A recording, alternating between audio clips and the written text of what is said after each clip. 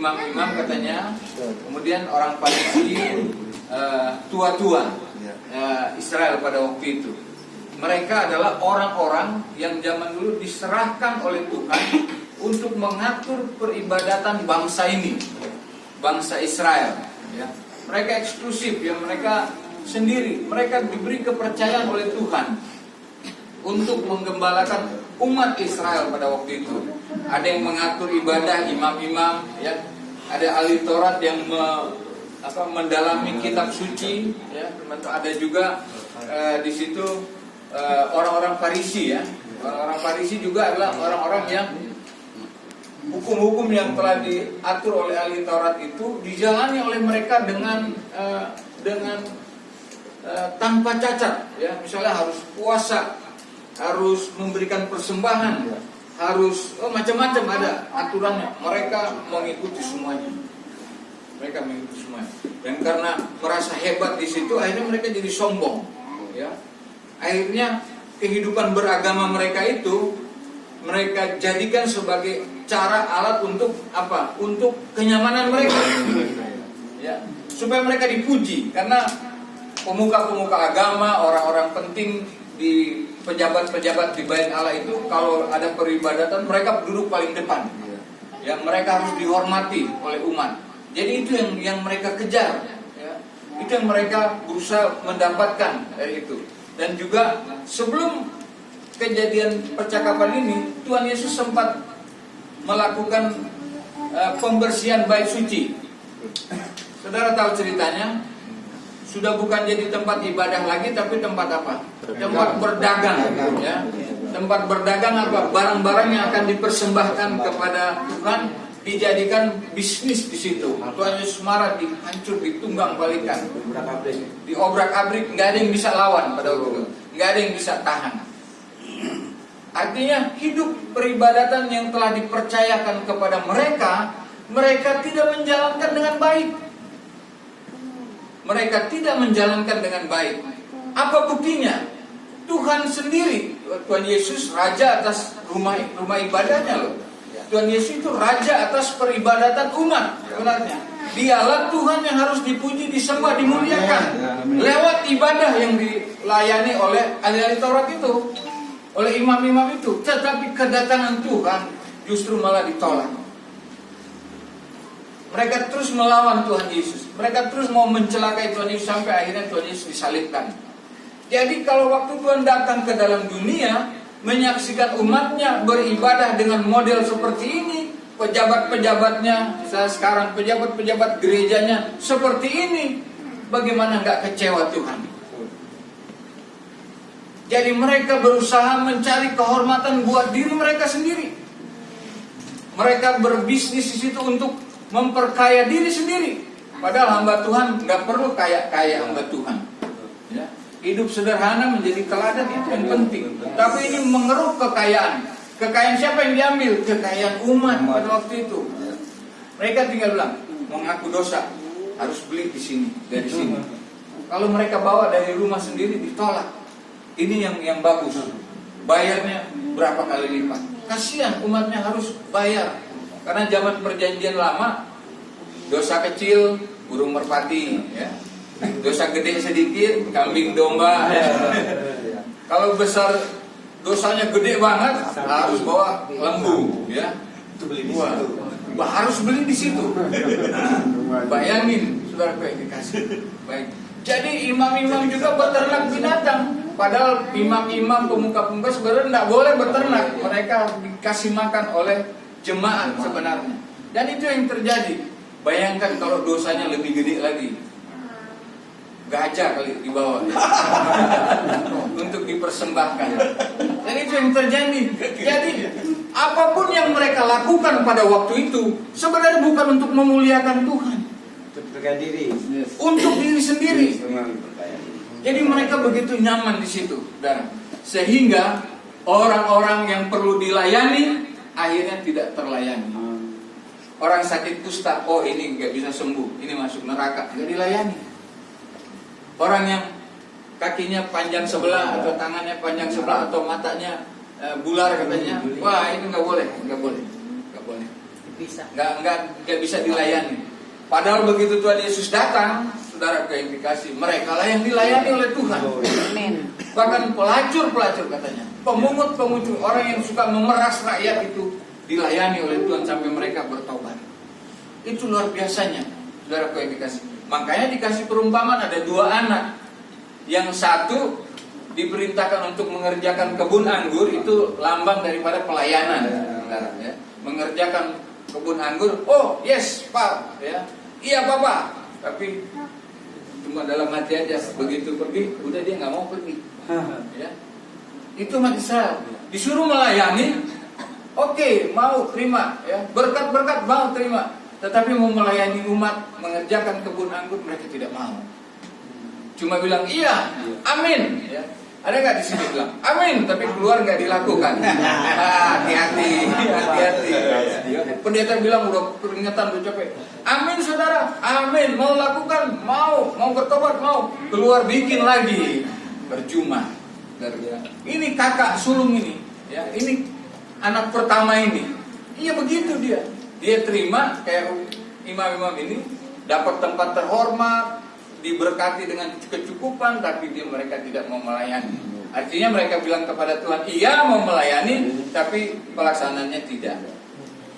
Nah yang kedua, ayo kerjakan kebun anggur. Nggak mau. Ini orang bukan munafik, ya. Dia nggak mau aja dia terang-terangan. Tapi di jalan dia bertobat, dia bilang, menyesal dia. Bapaknya begitu baik kepadanya. Bapaknya mau menyayangi dia, ya. Kalau dikerjakan kebun anggur ini buat siapa? Buat dia juga. Akhirnya dia menyesal. Dia pergi mengerjakan. Yang mana yang benar kata Tuhan Yesus? Mereka nggak bisa nyalak lagi. Yang terakhir, akhirnya mereka akui. Makanya Tuhan Yesus bilang gini, nanti yang masuk ke dalam kerajaan surga lebih dulu bukan kalian, tetapi orang-orang ini yang dulu berdosa tetapi kemudian diselamatkan bertobat, mereka lah yang akan masuk ke dalam kerajaan surga. Ini perumpamaan 2 anak ini begitu, saudara yang kekasih. Kalau saya disuruh pilih yang mana, saya pilih yang kedua. Mungkin dulu saya bandel-bandel, kita juga mungkin bandel-bandel, ya. Mungkin bohong-bohong, ya, mungkin jahat sama orang, tapi ketemu Tuhan Yesus, menyesal kita bertobat dan kita hidup benar. Justru kita katanya yang dikatakan oleh Tuhan yang duluan masuk ke dalam kerajaan surga. Tapi orang yang pura-pura benar, pura-pura hebat, pura-pura ini, justru kamu belakangan kata Tuhan. Mungkin nggak bisa masuk, malah mungkin akan ditolak. Karena ada cerita ya, 5 wanita yang bijaksana, yang bodoh out, ya nggak bisa masuk. Kita, saudara yang kekasih, kalau saya disuruh pilih, saya mau yang kedua. Ya.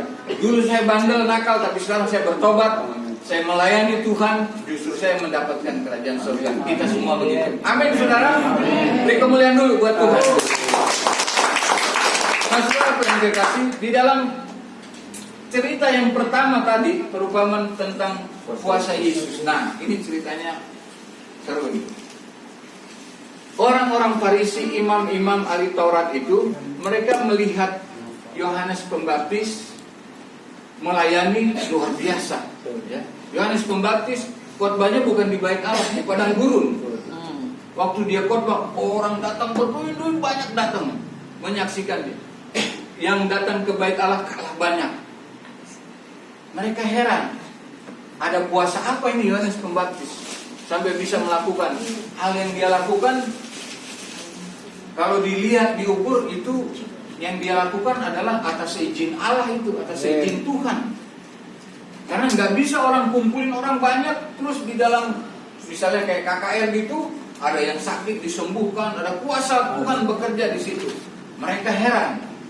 Datang lagi satu Tuhan Yesus, datang bersihin bait Allah. Ini otoritas siapa ini kamu lakukan? Siapa yang punya kasih kuasa kamu melakukan hal ini? Terus Tuhan Yesus juga menyembuhkan orang sakit. Siapa yang kasih kuasa seperti ini? Terus Tuhan Yesus bahkan membangkitkan orang mati. Mereka bingung. Kuasa ini dari siapa? Dari siapa kuasa? Otoritas yang memberikan otoritas kamu melakukan ini siapa? Tuhan Yesus tidak mau jawab. Tuhan Yesus bilang, jawab dulu pertanyaan saya. Baptisannya Yohanes Pembaptis dari manusia atau dari Tuhan? Mereka bingung jawab. Bukan mereka bingung, karena mereka orang yang munafik. Sebenarnya mereka tahu kuasa yang bekerja di dalam pelayanannya Tuhan Yesus adalah kuasa dari siapa? Tuhan. Dari Tuhan. Kuasa yang bekerja di dalam diri Yohanes Pembaptis, kuasa dari siapa? Dari Tuhan. Karena sudah ada nubuatnya di dalam perjanjian lama, sudah dinubuatkan, persiapkan jalan bagi Tuhan. Itu Yohanes Pembaptis itu. Nah itu mereka, karena mereka orang munafik, ya. Mereka sudah tahu kebenaran, tetapi mereka tidak mau mengakuinya, dan mereka tidak mau melakukannya. Kita jangan seperti itu. Amin, saudara. Amin. Sudah tahu kebenaran, jangan pura-pura nggak tahu. Itu orang munafik. Sudah tahu kebenaran, jangan mencuri, nggak boleh mencuri. Jangan berdusta, jangan bersaksi dusta. Ya jangan, karena itu sudah dilarang di dalam firman Tuhan. Tetapi kalau kita masih bohong-bohong juga, masih tipu orang sana, tipu sini, nggak bekerja kuasa yang dari Tuhan. Karena ini berbicara tentang kuasa. Orang-orang yang benarlah yang akan menghasilkan kuasa Tuhan itu bekerja. Karena Yesus bilang kepada murid-muridnya, aku akan pergi kepada Bapa dan kamu akan melakukan perkara-perkara yang jauh lebih besar daripada yang aku lakukan. Makanya murid-murid Tuhan Yesus yang 12 itu melayani. Nah saudara, melayani luar biasa. Orang jatuh dari Sodom mati, didoakan oleh Rasul, bangkit lagi. Ada yang sakit dikirimin bajunya aja, dikirimin sembuh, saudara. Itu kuasanya lebih dahsyat, lebih luar biasa lagi. Nah, imam tanya, itu otoritasnya dari siapa? Yesus mau kasih tahu sama mereka. Kasih tahu dulu, Yohanes Pembaptis dari mana? Kalau kamu kasih tahu, maka aku akan kasih tahu. Jadi hati-hati saudara yang kasih. Kalau kita tidak hidup benar di hadapan Tuhan, dia tidak berusaha untuk hidup kudus di hadapan Tuhan, Tuhan tidak akan buka kebenaran itu kepada kita. Kalau kebenaran Tuhan tidak dibuka dalam diri kita, maka kuasa Tuhan tidak akan bekerja di dalam diri kita. Makanya kalau kita salah di hadapan Tuhan, kita cepat-cepat mengaku, saudara. Kalau kita perlu mengingatkan orang lain yang sudah mau jatuh ke dalam dosa, sudah mau dibawa oleh iblis, kita ingatkan mereka, itu juga ada berkat, saudara. Karena kita melakukan perintah Tuhan. Amin. Dan kuasa Tuhan itu akan bekerja di dalam kehidupan kita. Amin. Nah saudara, di dunia ini, yang dikejar oleh manusia adalah apa, saudara? Kehormatan. Supaya dia dihormati di banyak orang. Yang dikejar di dalam dunia ini adalah kekayaan. Sikut sana, sikut sini, korbanin orang lain, tipu sana, tipu sini, supaya apa? Supaya dapat kekayaan. Karena dengan dia kaya, orang akan hormat sama dia. Ya, hati-hati kalau kita terlalu hormat sama orang kaya, hati-hati. Tuhan gak suka itu. Terus ada juga supaya cari kehormatan dengan segala macam cara, karena sistem di dalam dunia itu seperti itu, tersusun seperti itu. Bukan yang dikehendaki oleh Tuhan, tetapi itu menjadi pengejaran. Dan sayang sekali, sistem dunia itu masuk ke dalam gereja. Sehingga mau menjadi pejabat gereja bukan murni karena dia mau melayani Tuhan, karena dia mau cari kehormatan, ya. Karena dia mau cari dapat duit yang banyak dari umat, ya. Antara ada gereja-gereja, ya. Umatnya jadi sapi perah katanya, ya. Umatnya suruh bawa perpuluhan, berapa? Kemudian pendetanya beli mobil mewah, ya. Beli rumah mewah, ya. Semua mewah, ya. Karena kepintaran dia menyampaikan kata-kata sehingga umat bisa terhipnotis. Itu banyak terjadi sekarang. Kenapa? Karena pengejarannya sudah lain. Bukan jiwa-jiwa, tetapi harta, tetapi kehormatan yang dikejar. Ingin ada selalu di depan, ya, ingin selalu dilihat orang dan dihormati orang. Padahal Tuhan tidak pernah suruh itu. Makanya waktu Yesus datang mereka gagal. Yesus tidak disenangkan. Padahal Yesus adalah Tuhan atas rumah ibadah. Yesus menjadi kecewa melihat apa yang terjadi.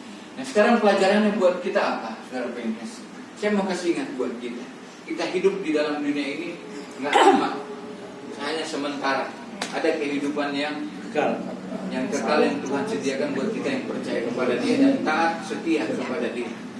Pengajaran kita yang kita kejar di dalam dunia ini, jangan seperti orang-orang dunia ini. Kepengen terhormat, kepengen kaya raya, Kaya boleh, asal itu berkat Tuhan. Amin. Yang kita berusaha dengan benar, ya Tuhan mulai lipatkan ganda, lipat kali ganda. Akhirnya kita dipercayakan oleh Tuhan harta yang sangat banyak. Untuk apa juga? Untuk memuliakan Tuhan.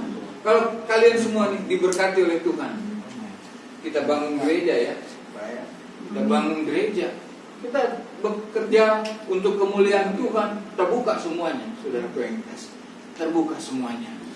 Makanya mungkin nggak lama lagi kita udah bisa buka gereja sendiri, udah bisa punya gedung sendiri. Kita orang-orang yang berperan untuk kerajaan surga. Makanya pengejaran kita jangan sekali-sekali, saudara. Yang utama adalah jangan sekali-sekali kita berusaha untuk menjadi orang terhormat, orang terkenal, orang top. Itu datang sendiri. Amin, saudara. Datang sendiri. Kalau kita taat dan setia kepada Tuhan, orang-orang dunia tidak bisa mengalahkan kita. Karena ada kemuliaan Tuhan. Lihat saja Yohanes Pembaptis. Makannya capung katanya. Terus pakaiannya bulu domba. Bulu domba aja, kulit domba. Kulit domba. Tapi begitu dia berbicara, ribuan orang datang mendengar dia. Ada kuasanya. Jadi pengejaran kita, kalau pengejaran kita adalah Tuhan berkenan, perkenanan Tuhan, hidup benar, hidup sungguh-sungguh kepada Tuhan, taat beribadah, berdoa, baca firman, dan kita melakukan aktivitas kita sehari-hari secara jujur, baik terhadap orang, maka kuasa itu akan terjadi dalam kehidupan kita. Amin, saudara. Maka apapun yang menjadi pergumulan kita, doa-doa kita, itu akan cepat dijawab Tuhan. Amin, saudara. Amin. Setelah diberkati, amin. Kita beri kemuliaan bagi Tuhan.